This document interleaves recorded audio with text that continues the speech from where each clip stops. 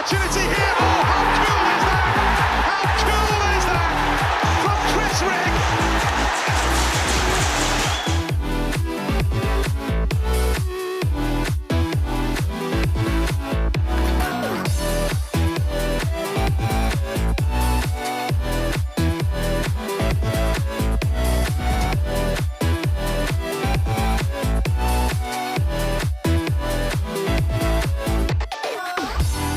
Bellingham, 25 yards, lines it up and drills it into the back of the net.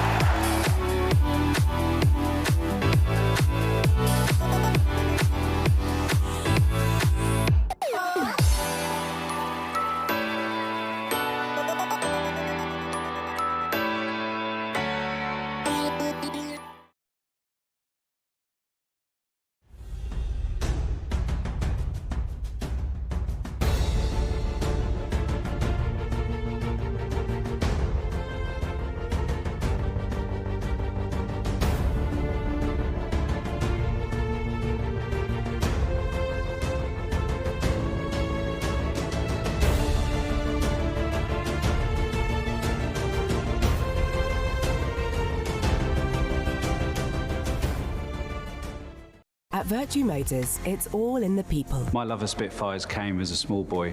Working on Spitfires is a huge responsibility, and the same applies at work. I'm a Punjabi singer. I've got a passion for singing, and I always loved cars.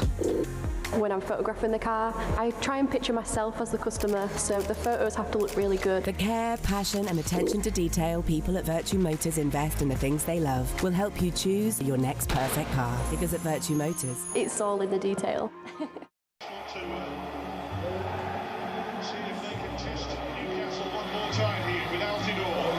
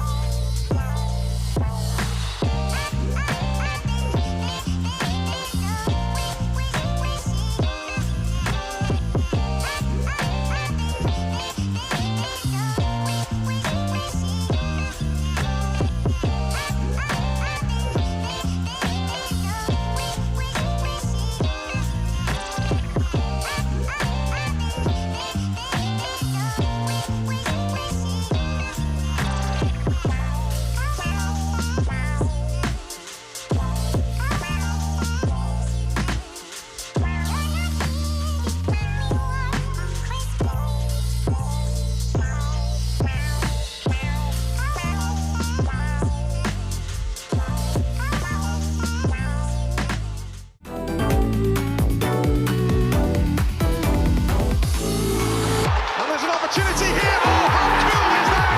How cool is that? From Chris Rigg.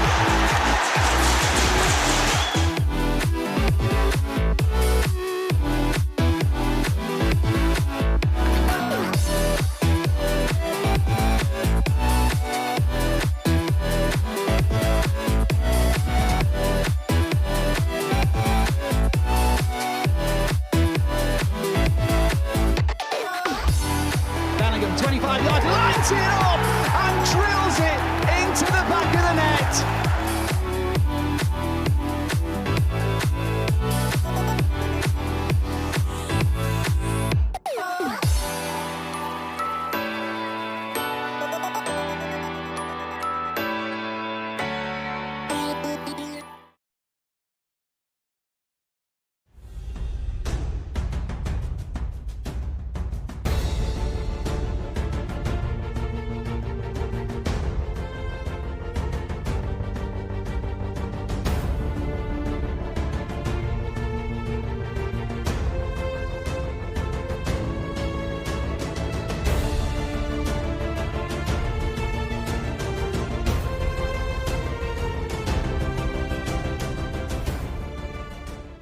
At Virtue Motors, it's all in the people. My love of Spitfires came as a small boy.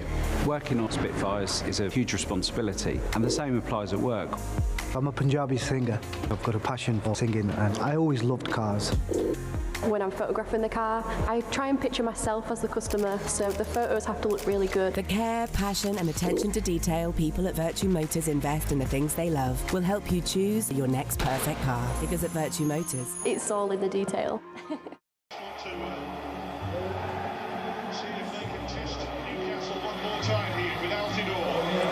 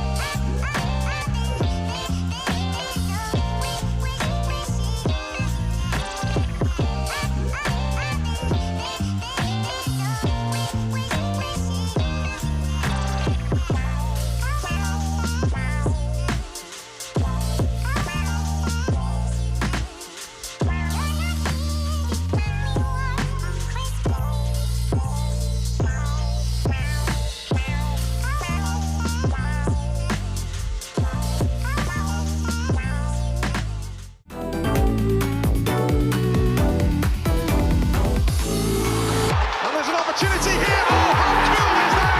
How cool is that? From Chris Rigg.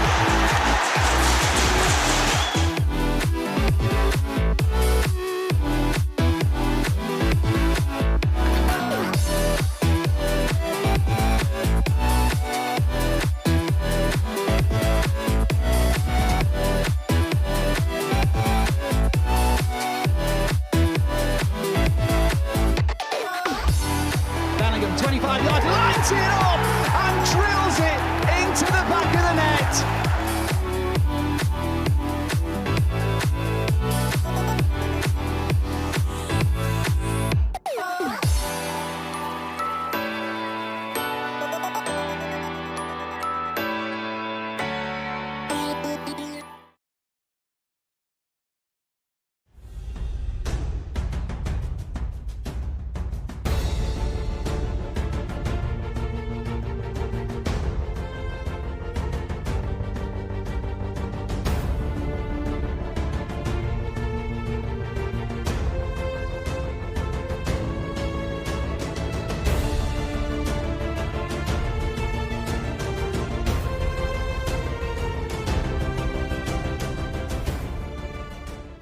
At Virtue Motors, it's all in the people. My love of Spitfires came as a small boy. Working on Spitfires is a huge responsibility, and the same applies at work. I'm a Punjabi singer. I've got a passion for singing and I always loved cars. When I'm photographing the car, I try and picture myself as the customer, so the photos have to look really good. The care, passion and attention to detail people at Virtue Motors invest in the things they love will help you choose your next perfect car. Because at Virtue Motors, It's all in the detail. See if they can test Newcastle one more time here with Altidore. Reading!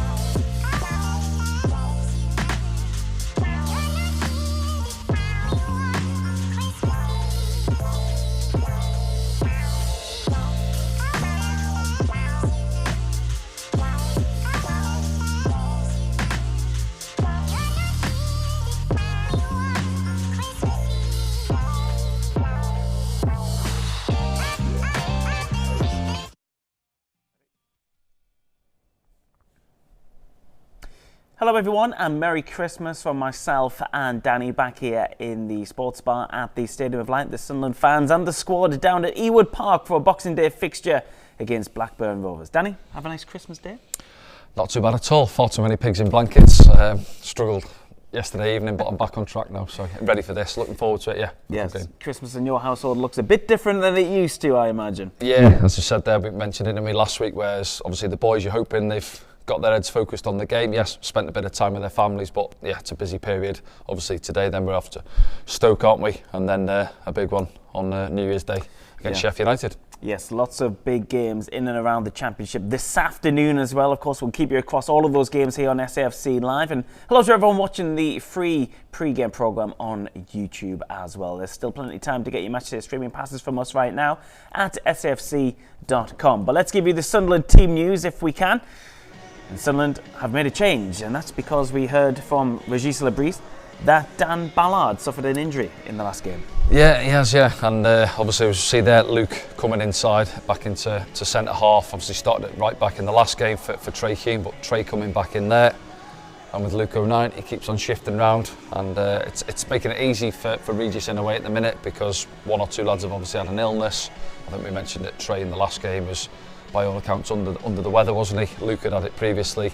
But yeah, you know, we're quite well stocked at the back. You look at the bench there as well. Obviously, you've got Adji there. You know, Hjelder's come off the bench, hasn't he, in recent games as well as cover. So we're not too bad defensively. But yeah, apart from that change at the back, the six at the top end of the pitch remains as they were. That three midfield, the younger lads in there, Joe, Rigg and Dan Neil, and Mayenda, Roberts and Isidore continue at the top end of the pitch. Let's look back at Sunderland's previous game then. Of course, it was another victory from behind against Norwich City. And this was the last time out for Sunderland. Again, going down, a goal behind this time for Sunderland, but coming back, shown good character once again. Well, we've had to do that, haven't we? I think it's just having a look. Last 5 games we've gone behind. Obviously, Sheffield United, we didn't manage to get anything from that one, but the others we have. So yeah, it shows good character from the boys. Don't give up, keep going to the end of games. All these sort of cliches come into it, and they've had to do that to dig out some results. And we've managed to do that in this one against Norwich, where, yes, again, we've gone behind. Wasn't a lot in it in the first half. Norwich sat off us, looked to hit us on the counter-attack, and they had the best opportunity in the first half there. A good save from Anthony Patterson, and you know, give credit to Anthony Patterson in both halves really. He's had very little to do, but he's had to make 2 important saves for us. But yeah, here's the goal now. Look at us, we're just switching off. But you can see there's a man out there naturally. You know, somebody's got to be barking at the lads there. Get out there, stop the short corner where we amble out to it. Ball comes in, we don't deal with the first contact far post. It's bouncing round, and then they manage to slam it home there, and we're on the back foot once again. Yep, just looking through some of the highlights here from Sunderland's last outing. It was at home. It was a blustery afternoon as well, which played its part in the atmosphere as well. There was all the fan display and bits of rubbish floating around the pitch at points as well. Didn't help things. But the lads were really focused, as they were in that other game where there was bad weather at the stadium. I think it was Stoke game, wasn't wasn't it? Yeah, same, wasn't it? Same outcome, I think. Yeah, just, you know what teams are going to do really when they're coming up to the stadium. Then, you know, credit to ourselves really. There's a bit of respect there, I think, from the way that we're obviously where we're sat in the table and the way we've played. You know, we're halfway through the season after today, so we're obviously doing a lot of things right. We've only lost 3 games so far this season. So teams are coming up here. You know, Norwich are having a mixed bag this season, and they're thinking game plan, compact, make it hard for Sunderland to play through us and try and hit them on the counter attack. And that was the case really throughout the game, wasn't it? Where we had a lot of the ball. First half especially, we didn't do enough in terms of final third, working the goalkeeper. You see here now, we're obviously getting into the box, but just creating and making the keeper work really, wasn't it?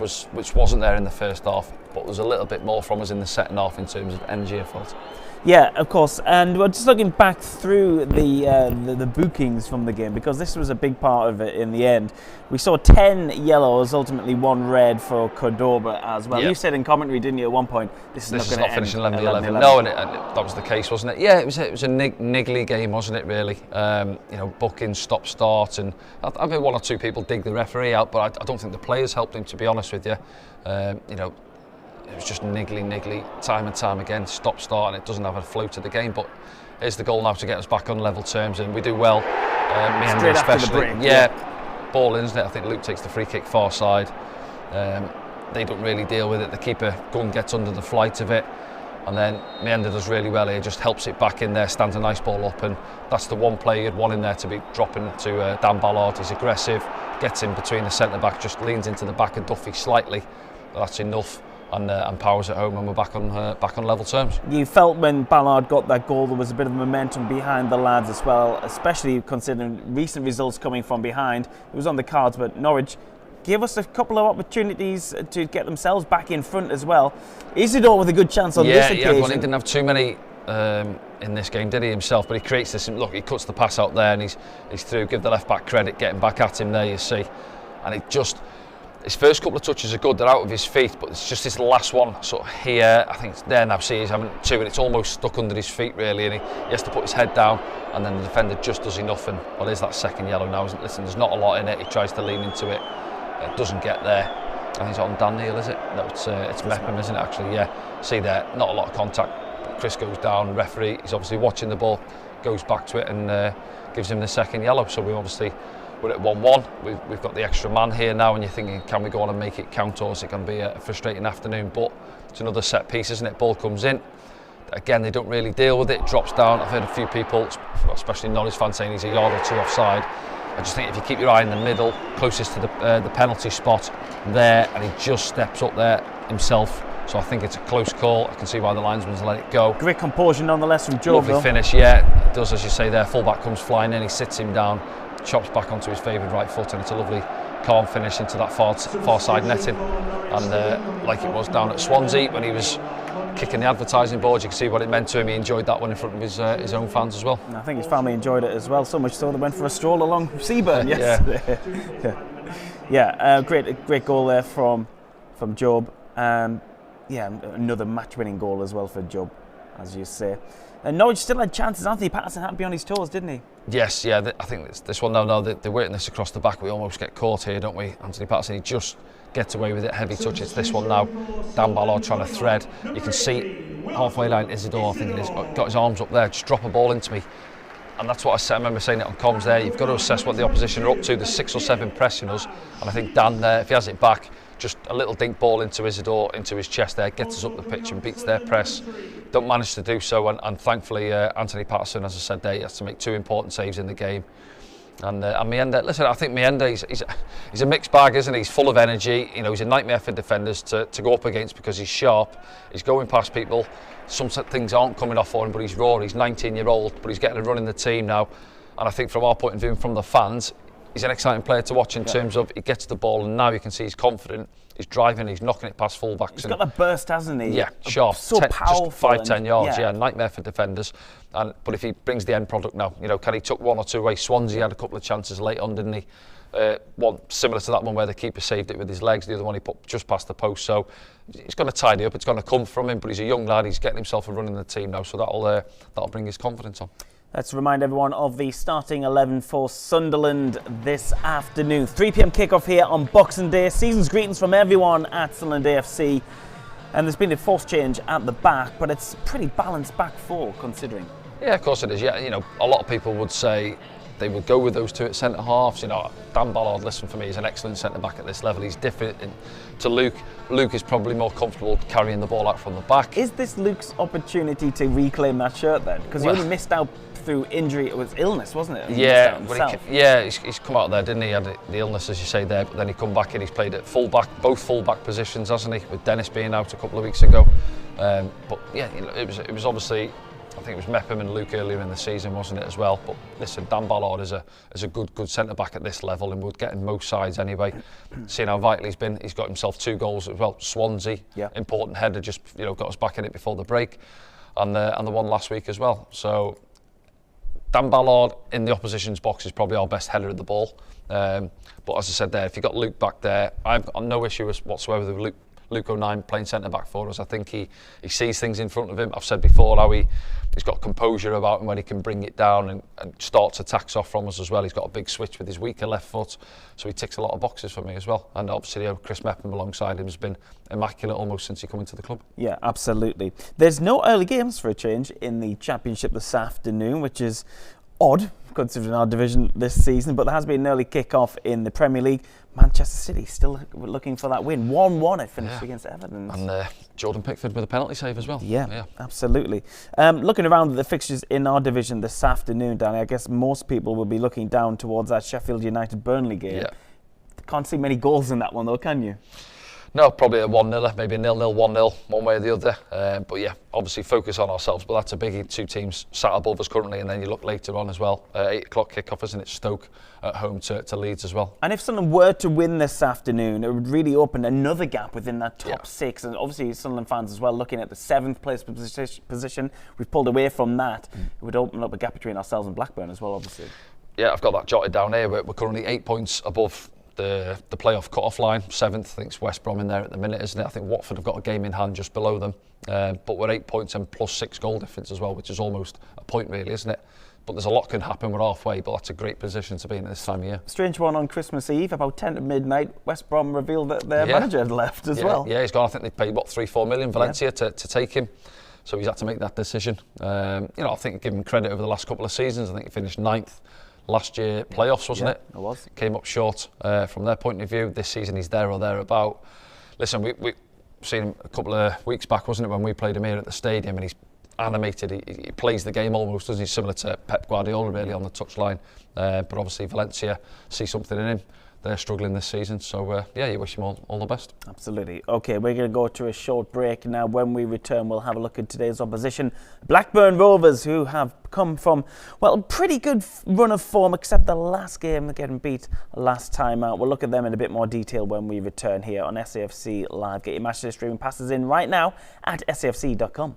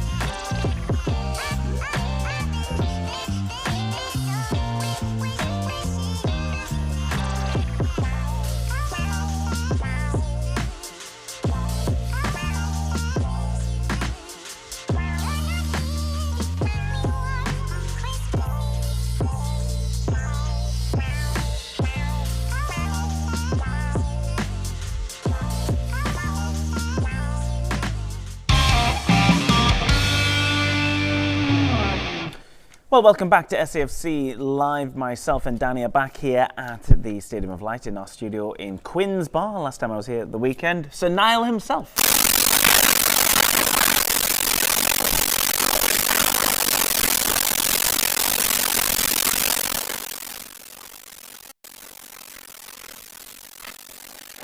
Number 26, Chris Method. And number 32, Trey Hugh. And on the bench for Sunderland, number 21, Simon Moore. Number 15, Nazari Rusin. Number 22, Adil Uchichi. Number 24, Aaron Connolly. Number 30, Milan Alexic.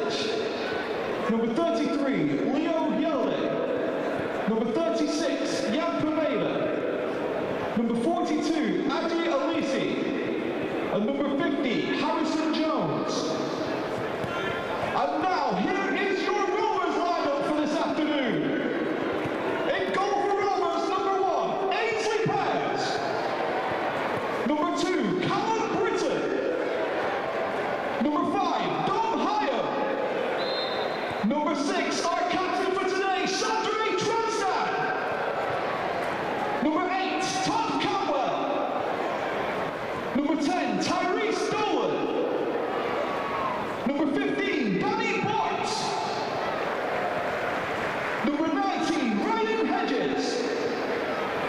Number 23, Yuki Ohashi.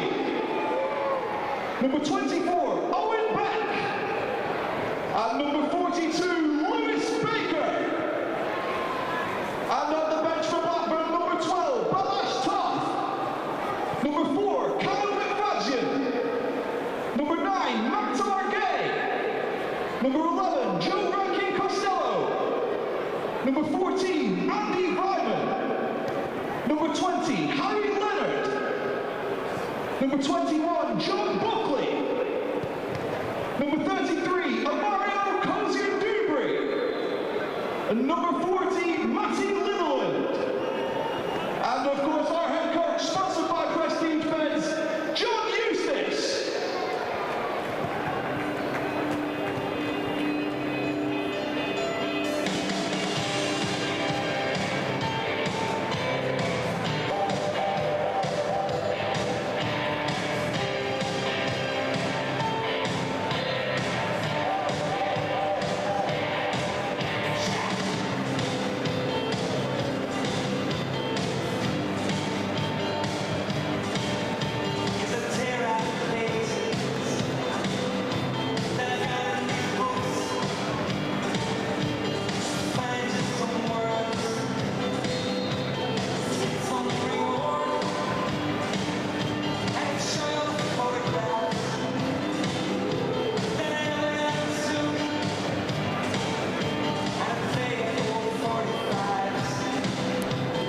Apologies, we had a few technical issues there behind the scenes, but we are very much on air right now. SFC live broadcasting around the world. 3 p.m. kickoff, Boxing Day. Season's greetings from everyone at Sunderland AFC.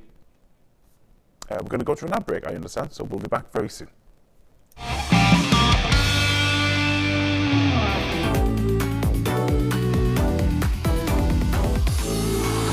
there's an opportunity here. Oh, how cool is that? How cool is that? From Chris Rigg.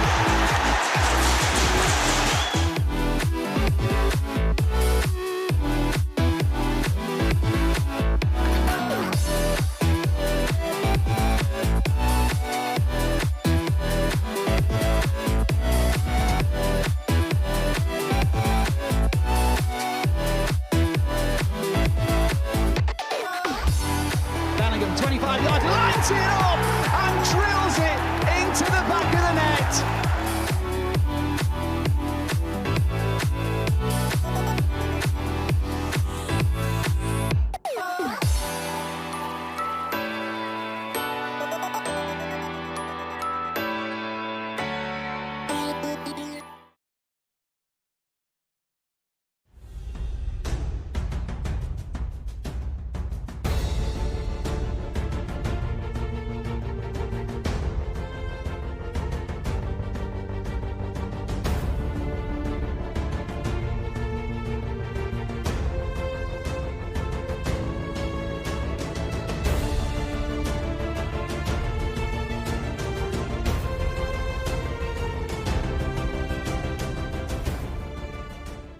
At Virtue Motors, it's all in the people. My love of Spitfires came as a small boy. Working on Spitfires is a huge responsibility, and the same applies at work. I'm a Punjabi singer. I've got a passion for singing, and I always loved cars.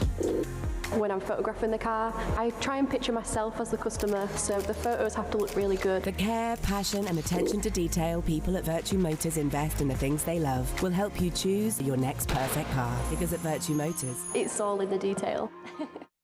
See if they can test Newcastle one more time here with Altidore.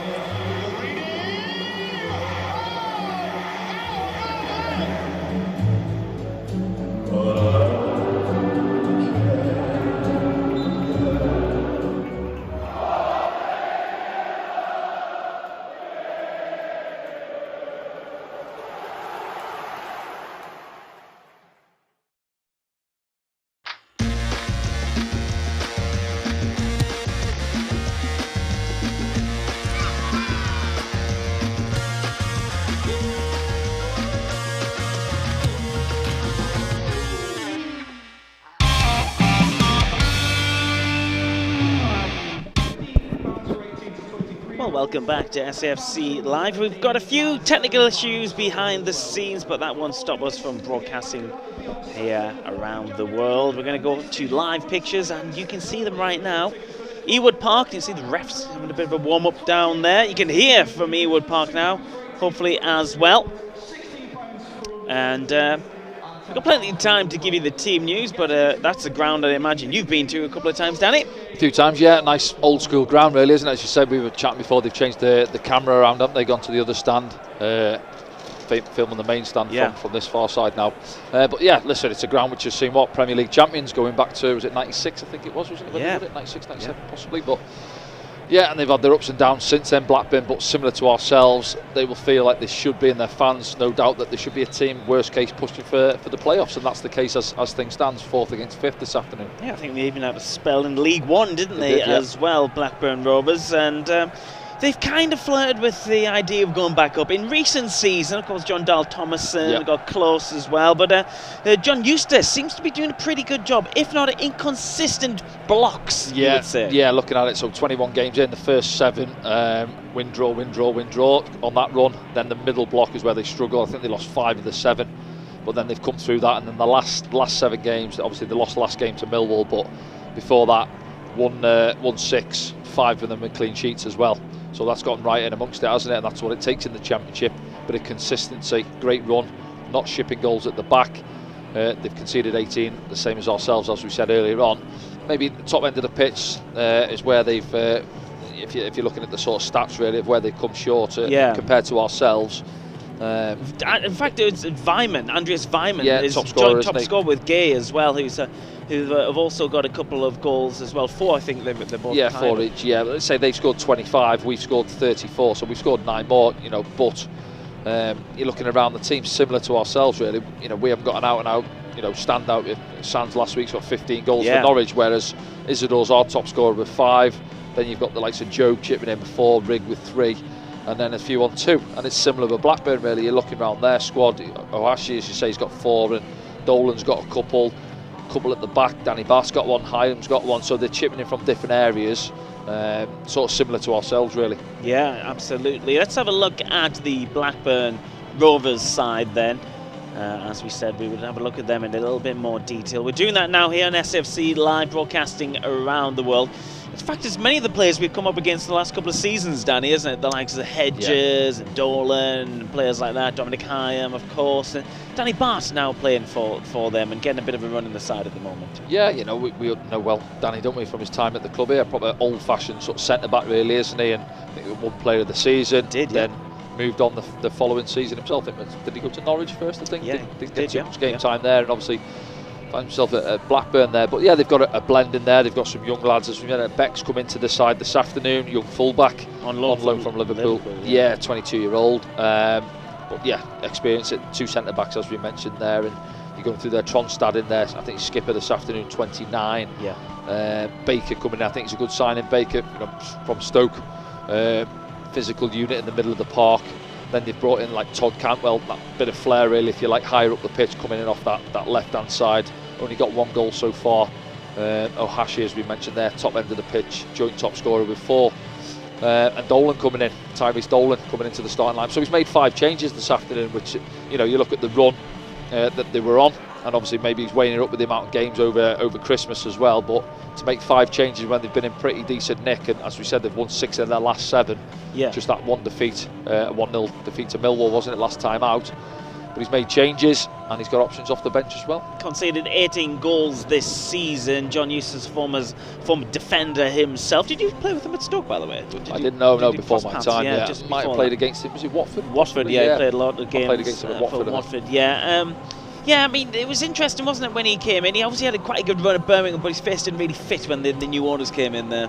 I think he left him in a good place, were they not 6th or 7th? Wayne Rooney, they were right up there, and then obviously he got the sack, and Wayne Rooney come in, didn't work out for them. But and as you say there, he's doing a pretty decent job here now at Blackburn, isn't he? So yeah, but there's a long way to go. We're halfway through. I think they've got a game in hand as well, Blackburn, haven't they?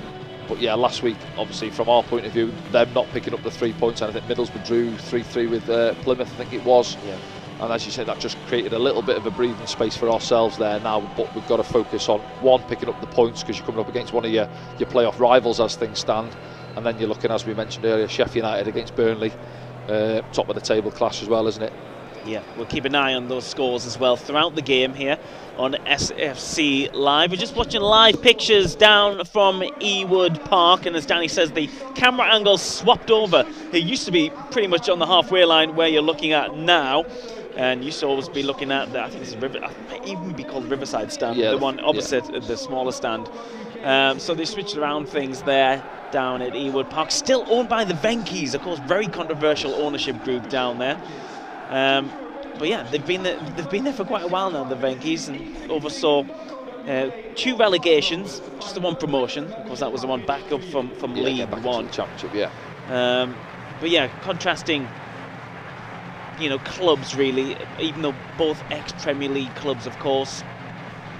Blackburn, of course, famously winning the Premier League as well, but a long time since then, Danny. Oh, just a bit, yeah. No, they say they've seen a fair few managers similar to ourselves in terms of that, managers coming through the door, not quite working out and getting back to the so-called promised land, is it? But we're both at this moment, as we say, they're halfway through the season in good positions, and they'll back themselves to kick on from here. Certainly we will. You know, we were discussing it last week, post-match and pre-match, weren't we? And we've seen all the teams now, albeit Blackburn today is the last ones we haven't played. But there's nothing for us to fear. When we turn up, when we're at it, we're more than a match for anyone in the league. It's just trying to get your so-called best starting 11 out there. We've got 1 or 2 to come back from the treatment table. Romain Mundle, who would be a big positive for us, obviously, moving forward. He's been excellent since he got his opportunity. But you know, we're not on our own. Everybody picks up injuries throughout the season. It's a long old slog in the Championship, as we know, and especially this period which we're going through now. If you're wondering what the roar is you can hear down at Ewood Park, Sunderland have taken 7,500. I thought about 5 or 6. Yeah, it's great following that, isn't it? Yeah. 7,500 Sunderland fans are inside Ewood Park, and that was the roar you heard just as the Sunderland players ran in from their pre-game warm-up. That's got to give you a boost. Massive, yeah. Especially, you know, a lot of times they're behind the goal, aren't they? But I think Wolves have the fans down the side. But yeah, for an away team, especially if you're in the back of the net at that end there, and you see that 6,000-7,000 fans go up. Yeah, it's some sight, isn't it? Gives you a buzz, and well, hopefully we see that this afternoon. Yeah, absolutely. We are about 15 minutes away from kickoff here on SAFC Live. You can still get your match day streaming passes right now at safc.com. If you're watching the pre-game program on YouTube, we'd like to say goodbye to you for today. We'll be back very soon. Sunderland's next game, of course, is on Sunday against Stoke.